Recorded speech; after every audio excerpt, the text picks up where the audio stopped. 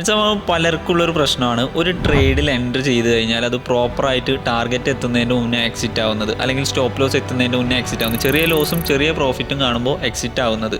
ഇങ്ങനെ trade management നടത്താൻ ബുദ്ധിമുട്ടുന്നവർക്ക് കൊടുക്കുന്ന ഒരു അഡ്വൈസ് എന്താ?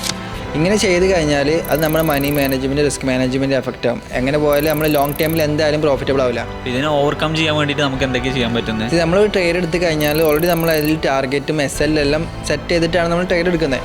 അതുപോലെ തന്നെ നമ്മൾ P&L നോക്കാതിരുന്നാൽ മതി. P&L നോക്കിയിട്ട് അതിൽ ഫിഗേഴ്സ് കാണുമ്പോൾ നമ്മൾ പാനിക്കാവുന്നത്. സോ നമ്മൾ P&Ls നോക്കാതിരുന്നാൽ തന്നെ നമ്മൾ ഒരുപാട് പ്രശ്നങ്ങൾ മാറിക്കിട്ടും.